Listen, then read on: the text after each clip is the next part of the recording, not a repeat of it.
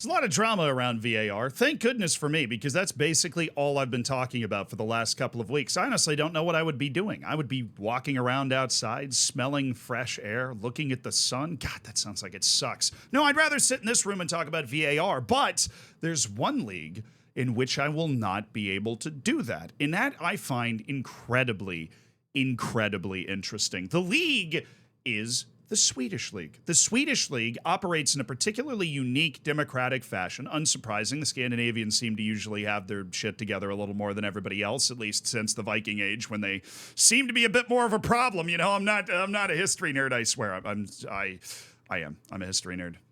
But my own idiosyncrasies notwithstanding, the Swedish League does have a really unique diplomatic system, basically a straight up vote on whether VAR is going to be used in Sweden or not. And they actually voted against it. That just came down the pipe yesterday, that they voted against having VAR in the league. This came after their neighbors Norway instituted VAR, and there were actually protests from over 70 fan groups, according to this article on The Telegraph. I believe I've got that right down here. 70 fan groups protested as a result of that vote. Now, this vote was not final, but there seems to be this enthusiasm to maintain the democratic nature of the way the league is operating. General Secretary Johan Lindvall, which definitely name checks out. Sweden is currently the only country among Europe's 30 highest ranked leagues that has not decided to introduce VAR. The fact that we have not done so is largely due to our democratic model. We are proud of our club democracy and we must protect it. That's really interesting. Johan Lindvall seems to be arguing, I believe, based off this statement, and literally no other knowledge about Johan Lindvall as a person or his favorite Starburst flavor or anything, right? I'm coming to believe here that Johan Lindvall actually wants VAR to be instituted. He's making the argument, you know, out of the 30 highest ranked leagues in Europe, we're the only one that doesn't have it, and so on. But he's also, in a stroke of what I think makes a great person, has gone, look, we have this model. I recognize this democratic model is very important to upholding the virtues of the Swedish game, and so we're not going to do it.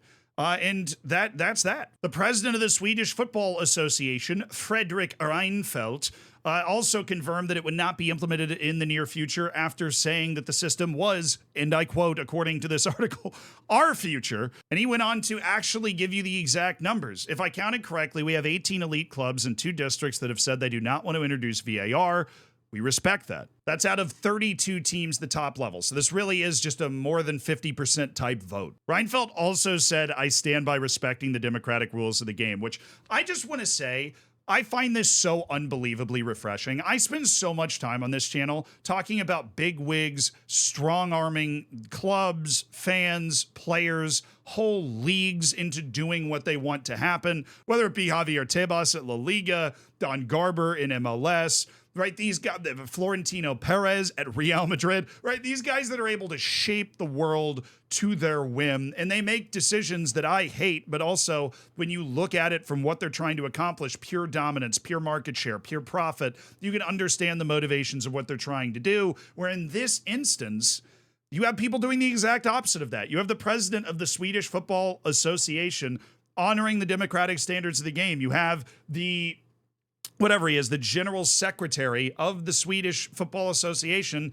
honoring the democratic wishes of the league. And this is the same model, roughly the same model as what you have in Germany, where 51% of the clubs or 51% of each club is fan owned, and there's an ability to mount a very fierce resistance against things they don't want. So a side note, I really found this incredibly refreshing to just read about people talking about, the clubs and the fans as somebody that's important in the process. Now, the actual process I find really interesting, and I do actually think that this response from the fans in this sort of action, this is very knee jerk. Right, we have to remember what soccer or football looked like 15 years ago. Not only was I younger and chipper and had both of my ACLs, there was a huge amount of flopping and controversy over major calls that were missed. Red cards that were obvious, offsides that were obvious. Now, I am the perfect person to talk to about what is wrong with VAR today, right? Whether it be that these offside calls are way too minute, that they're against the spirit of the game, or whether these other calls about, is this a penalty, is this not a penalty, have just opened up a whole new box of gray areas that nobody seems to be able to figure out what exactly is a penalty, and it kind of varies between leagues. There are plenty of issues with VAR, right? But the issues are in the fine print. They're all in the fine print. I mean, fine print can have major ramifications. All you have to do is watch South Park to learn that. But the fine print can be sorted out and will be sorted out over time.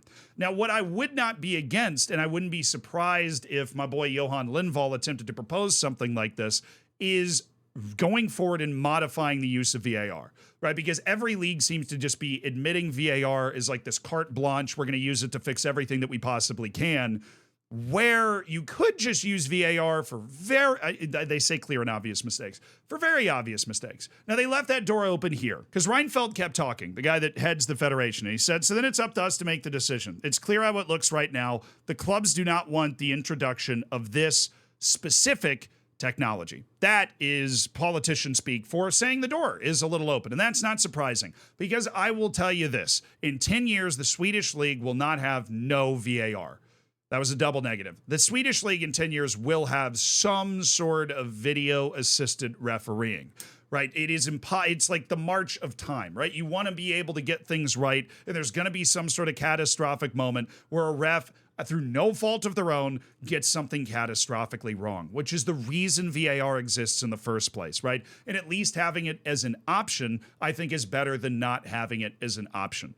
But this backlash might not be the end of this kind of anti-technology swing, right? I've never seen this in any other sport before. If anybody knows of another example, by all means, let me know. In the United States, there's always been serious backlash against over-reviewing stuff as well. I mean, that happens in every sport. And there was one season in the NFL where they reviewed a particular penalty called pass interference, but then the next year they removed it. But the idea of removing video review altogether, I don't think I've ever seen or ever happen. Not that they're removing it, but they've turned down the opportunity to use something that the other 29 biggest leagues in Europe are already using. But I already made my claim, and I'm going to stick to it. I think in 10 years, the Swedish league is going to have some version of VAR. I think this pushback from the fans is against all of the problems that I have with VAR, right? And the fact that VAR somehow seems to be stirring up more disagreement between fans and clubs and referees than existed before. That could just be recency bias on my part. But I mean, we never saw teams tweeting out the way Nottingham Forest tweeted out after the most recent match. I feel like the existence of VAR is almost lessening the degree to which referees can make mistakes, because now everybody knows you should be able to take the time to go back and look at it. When before, if you're living in a world without VAR, then you have a lot more leeway. There's a lot more give in the referee making a mistake because, from their particular angle, you could totally tell how they came to the decision that they came to. But if you have VAR, you have to be able to get everything right all the time. The problem I think that's going to happen for the Swedish league in this instance, or any other league that decides to follow the Swedish league's move and join this kind of in vogue pushback against getting rid of all of VAR, which again, I think is a bad idea, right, is that VAR does exist now. Right. That was the world I'm talking about, where there was less controversy between fans, clubs, and officials specifically over every little thing. That world existed before VAR existed. Now that VAR exists, the whole discussion that you're always going to have is that, well, if we had VAR, it's like, okay, once you invent the car, right, and you're riding a horse between Boston and New York, then you get there in a day and a half or whatever the hell it takes. You'd be like, yeah, well, if we had the car, we'd get there in 4 hours, right? When before, the horse is the fastest way to get there, right? But now it's not, okay? And everything you do is going to be compared to the speed at which a car is getting there. And if Max Verstappen's driving it, you're going to be there in 5 minutes or whatever that meme is. He's going to be there in under 2 seconds. So I think while this looks great on paper, and I'm sure the Swedish fans are very pleased with themselves and happy with the situation, and there's almost kind of a relief that you're not going to have to worry about those marginal offsides or anything, and the leagues are not going to have to worry about instituting financially the changes that you have to be made in order to have some sort of VAR in place.